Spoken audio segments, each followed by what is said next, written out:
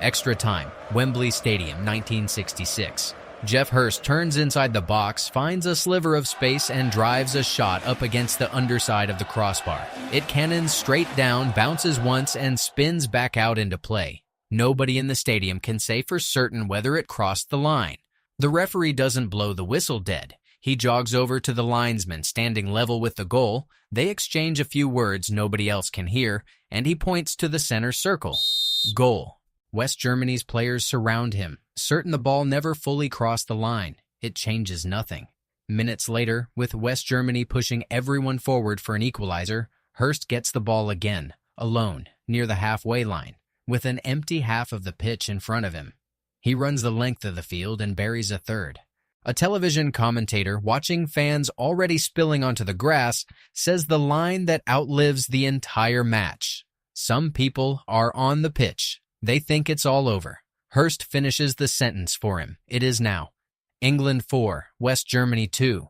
6 decades later, it's still the only World Cup England have ever won. And they won it against Germany, on English soil, 21 years after the actual war between the two countries had ended. Which is the part that comes up sooner or later every single time these two teams play. Not the score. Not even the disputed goal. The chant. 2 world wars and 1 World Cup, do-da, sung completely straight-faced, at German players who weren't alive for either war, by English fans who weren't alive for either war either. It sounds like a joke about football. It has never really only been about football. 25 years before Hurst's hat trick, German bombers were flying over England for real. Through the autumn and winter of 1940 into 1941, the Luftwaffe dropped bombs on London and other British cities for months on end, a campaign that killed tens of thousands of civilians and leveled entire streets people had grown up on. Fathers and grandfathers of the men who would one day sing about World Cups had lived through nights of actual air raid sirens, actual shelters, actual rubble. The war didn't end in some abstract textbook sense for England. It ended in living memory, inside the same lifetime as the players on that Wembley pitch, which makes it strange, if you look closely, that the first real bridge between English and German football wasn't built by a trophy at all. It was built by a goalkeeper. Bert Trautmann had been a German paratrooper, captured and held as a prisoner of war in England after the fighting ended. When he was released, instead of going home, he stayed and started playing football for Manchester City. English crowds hated him for it at first. Some fans boycotted matches. A petition reportedly circulated against signing him. And then, slowly, they didn't hate him anymore because he was simply too good to keep hating. By 1956, Trautmann was City's goalkeeper in the FA Cup final, and with roughly 17 minutes left to play, he dove at the feet of an on-rushing forward and took a knee directly to the neck. He played on.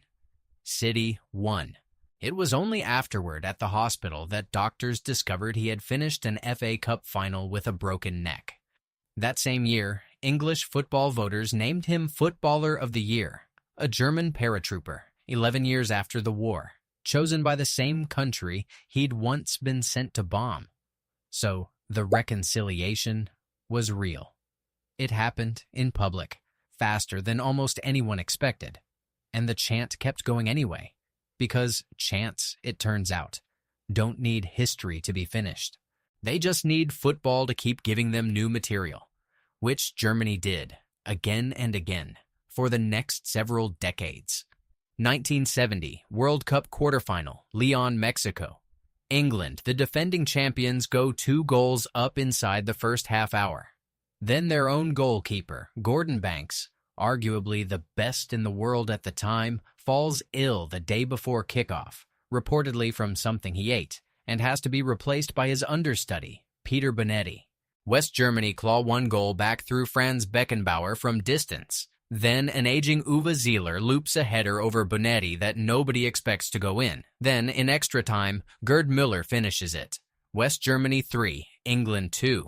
English football journalist Brian Glanville who covered the match from inside the stadium, would go on to describe it for years afterward as one of the great unnecessary collapses in the country's football history. A game England had already, in their own minds, won. Then, 1990, World Cup semi-final, Turin. England's Paul Gascoigne picks up a yellow card in extra time, his second of the tournament, which means if England reach the final, he won't be allowed to play in it. He knows this the second the referee shows the card. Television cameras find his face, and Gascoigne is openly crying on the pitch mid-match, before the game is even over. It finishes 1-1. It goes to penalties. Stuart Pearce's shot is saved. Chris Waddle's sails over the bar.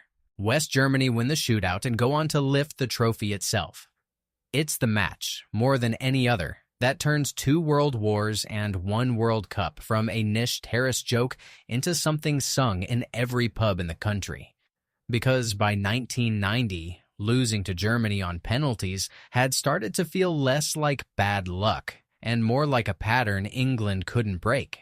Then, 1996, Wembley again, European Championship semi-final, and for once the entire country lets itself believe.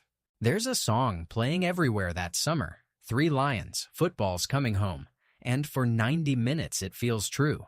Alan Shearer scores early, Germany equalizes. Extra time brings the first ever golden goal rule at a major tournament, and neither side can find it. Penalties again. Gareth Southgate, England's 6th taker, has his shot saved. Germany score theirs. Germany go through and go on to win the entire tournament. England don't just lose. They lose the exact way the chant predicts they always will. Then, 2010, World Cup, round of 16, Bloemfontein, South Africa. England are down 2-1 when Frank Lampard strikes a shot from just outside the box that hits the underside of the crossbar, bounces down, and, by every replay shown afterward, lands clearly over the goal line, roughly 2 feet inside it, before spinning back out. The referee doesn't give it. There is no goal line technology yet to check. Germany go on to win 4-1, fielding a young side built around Mesut Ozil and a 20-year-old Thomas Müller. English newspapers spend days pointing out the obvious. It is Hurst's disputed goal from 1966, replayed in reverse, decades later, on the opposite side of the same argument. Only this time, the ball genuinely was over the line, and it cost England instead of gifting them a trophy. Within 2 years, FIFA begins seriously testing goal line technology. By the 2014 World Cup, it's mandatory at every major tournament. The rule exists in large part because of what didn't get given to England in Bloemfontein. Football historian David Goldblatt, who has written at length about how deeply football and national memory get tangled together across Europe, has pointed out that England and Germany may be the clearest case of a rivalry that keeps its emotional charge from a war that, on every other level, has been over for generations. German football historian Dietrich Schulze-Marmeling, who has spent much of his career studying how German football rebuilt its identity after 1945, has made a similar point from the other side, that for German players and fans, walking into an England stadium has often meant absorbing a version of the war that has nothing to do with the players themselves, decades after anyone involved in the actual fighting stopped playing football. Because here's what's actually true underneath the chanting. England and Germany are not enemies. They haven't been for a very long time. They're both members of the same military alliance. Their clubs share players constantly. German forwards starting for English sides. English academies producing players who move the other way. When England needed support coordinating aid for Ukraine, Germany was one of its closest partners in the room, not a rival. By almost every measure that matters, the war that supposedly explains the chant ended so completely that the two countries now function as allies in nearly everything except this. 90 minutes, roughly once every 2 years. When English fans still reach for 2 world wars and 1 World Cup, and German fans still brace for it, and neither side quite knows why the joke never gets old. Maybe that's the actual answer. Not that the war explains the rivalry, but that the rivalry is what's left over after the war stopped mattering everywhere else. The one place a country is still allowed to bring up 1945, sing about it for 90 minutes, and mean absolutely nothing by it the moment the final whistle blows. This is what this channel does.